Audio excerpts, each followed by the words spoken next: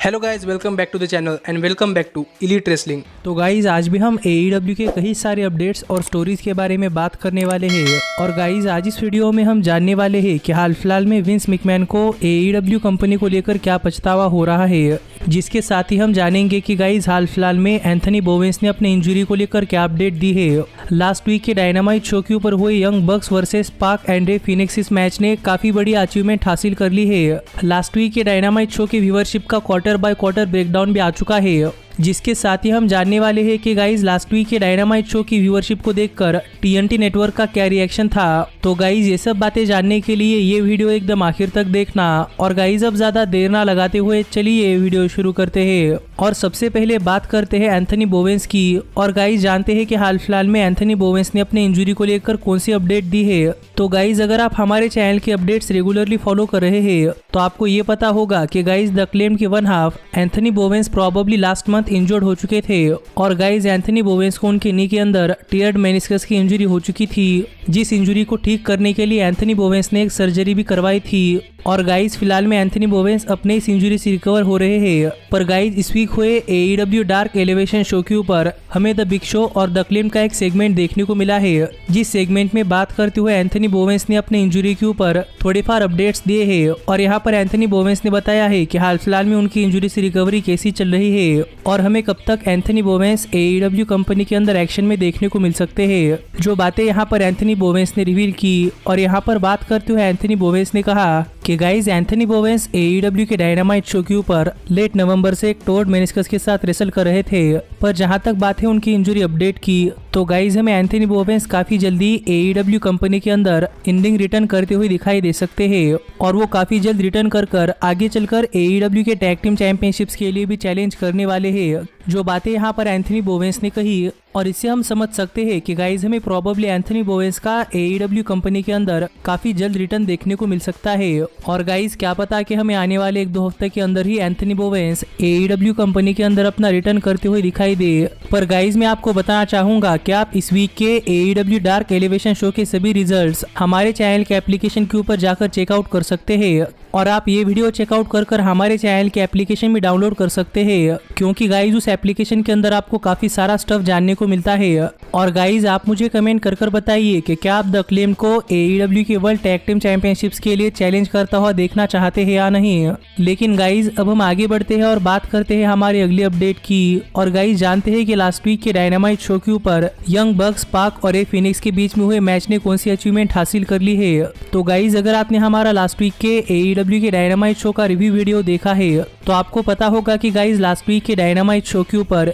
Young बक्स और रे Phoenix और पाक के बीच में AEW के वर्ल्ड टैग टीम चैंपियनशिप्स के लिए एक मैच हुआ था। जो मैच हमें AEW के डायनामाइट शो की ओपनिंग में ही देखने को मिला था। और गाइज शुरुआत से लेकर आखिर तक हमें इस मैच के अंदर काफी बढ़िया मूव्स भी देखने को मिले थे। और ये मैच इतना बढ़िया था कि गाइज आप ये मैच देखते समय काफी ज्यादा एक्साइटमेंट के चलते आप नीचे बैठ ही नहीं पाते। पर इतने बहुत ही बढ़िया स्टोरी ड्रिवन और एक एक्शन पैक मैच के बाद फाइनली इस मैच ने अपने नाम के ऊपर एक और अचीवमेंट हासिल कर ली है। और गाइज मुझे पता नहीं कि अचीवमेंट आपको पसंद आएगी या नहीं, पर गाइज इस मैच को डेव मेडजर की तरफ से 5 स्टार की रेटिंग मिल चुकी है। और मुझे लगता है कि आप में से कई सारे लोग डेव मेडजर की स्टार रेटिंग पसंद नहीं करते। पर गाइज डेव मेडजर रेसलिंग इंडस्ट्री के अंदर काफी सालों से एक्टिव है। और गाइज वो काफी सालों से रेसलिंग को ऑब्जर्व करते हुए आ रहे हैं, इसीलिए मैं तो डेव मेडजर की स्टार रेटिंग एक्नॉलेज करता हूँ। और ये AEW की तरफ से चौथा या 5वां मैच है जिसे कि फ्री टेलीविजन पर होने के बावजूद भी डेव मेडजर की तरफ से 5 स्टार की रेटिंग मिली है। जिसके ऊपर आप क्या कहना चाहते हैं ये आप मुझे कमेंट कर बताइए। और हाँ, ये भी कमेंट कर बताना कि क्या आप डेव मेडजर से एग्री करते हैं या नहीं। गाइज आगे बढ़ते हैं, लेकिन आगे बढ़ने से पहले मैं आपको बताना चाहूंगा कि गाइज आप ये पूरा का पूरा मैच कल हमारे चैनल के एप्लीकेशन के ऊपर चेकआउट कर सकते हैं। तो गाइज जैसा कि मैंने कहा वैसे ही आप ये वीडियो चेकआउट कर हमारे चैनल के एप्लीकेशन डाउनलोड करना मत भूलना।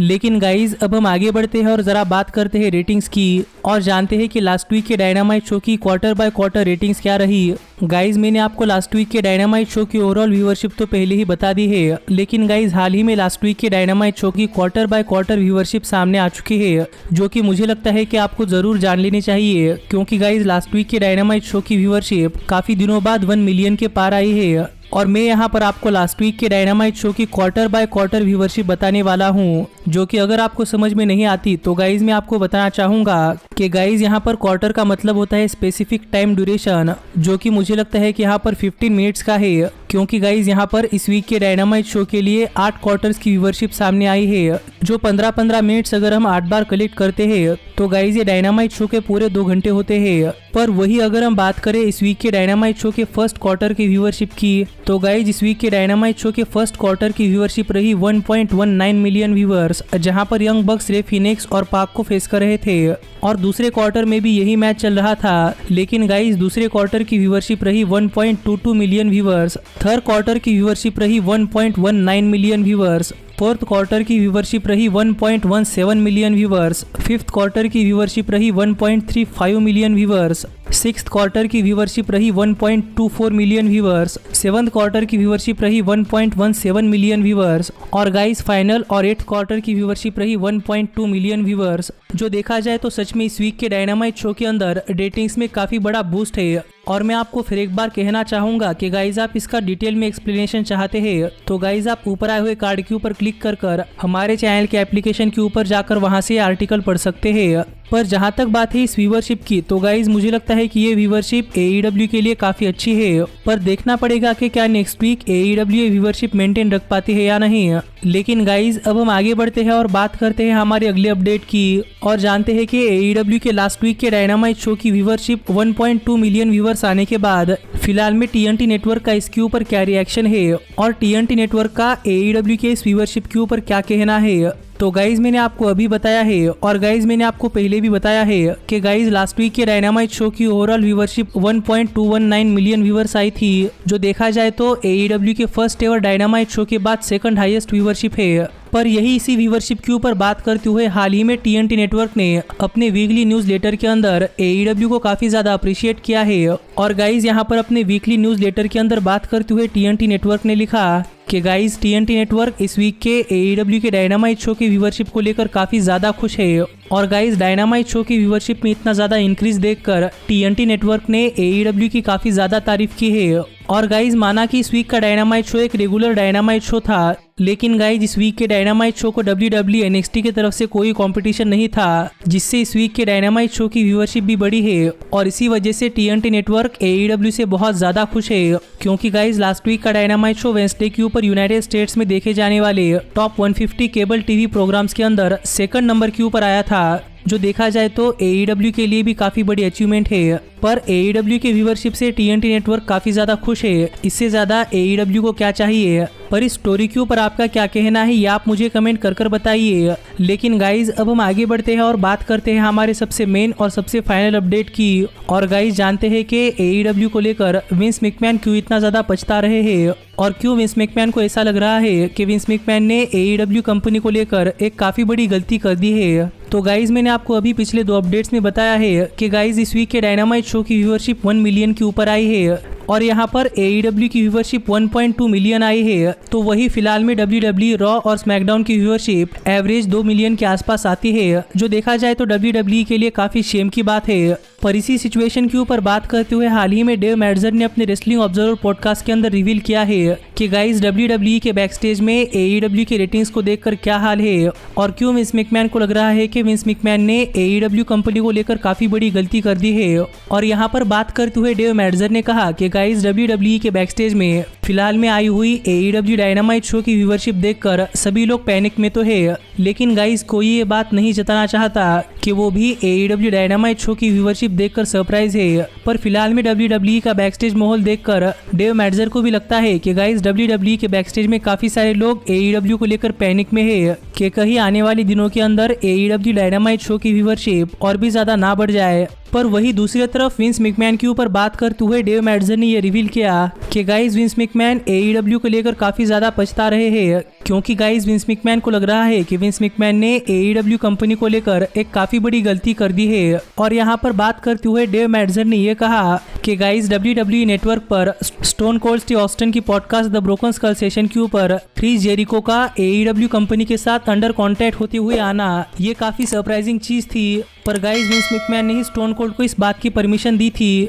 और इसी परमिशन के बाद ये broken skull session interview complete हो पाया है और WWE ने ये इंटरव्यू अपने साल के सबसे बड़े पेपर रेसलमेनिया के बाद डायरेक्टली लॉन्च कर दिया, जो विंस मैकमैन का ही आइडिया था। क्योंकि गाइस यहाँ पर विंस मैकमैन को लग रहा था कि WWE रेसलमेनिया खत्म होने के बाद रेसलमेनिया देखने के लिए आए हुए काफी सारे फैंस में से कई सारे फैंस WWE नेटवर्क के ऊपर आने वाला स्टोन कोल्ड स्टीव ऑस्टिन का ब्रोकन स्कल सेशन पॉडकास्ट का इंटरव्यू भी देखेंगे, जहां पर उन्होंने क्रिस जेरिको के साथ बात की है, जो आइडिया विंस मैकमैन का ही था। लेकिन गाइस विंस मैकमैन को लगता है कि उनका यह आइडिया इतने सालों में लिया गया विंस मैकमैन की तरफ से डमेस्ट आइडिया था, क्योंकि विंस को फिलहाल में ऐसा लग रहा है कि गाइस रेसलमेनिया देखने के लिए आए हुए कई सारे फैंस ने WWE नेटवर्क के ऊपर AEW सुपरस्टार क्रिस जेरिको का इंटरव्यू देखा है और गाइस वहां पर बात करते हुए क्रिस जेरिको ने कई बार AEW कंपनी को मेंशन किया था, जो चीज भी विंस मैकमैन ने सेंसर नहीं करवाई और इससे WWE के कई सारे फैंस को पता चल गया कि guys Chris Jericho AEW company के लिए काम करते हैं, जिस वजह से ही प्रॉबेबली क्रिस जेरिको को देखने के लिए कई सारे WWE फैंस AEW के डायनामाइट शो के ऊपर गए थे और प्रॉबेबली इसी वजह से AEW डायनामाइट शो की व्यूअरशिप इतनी ज्यादा आई है,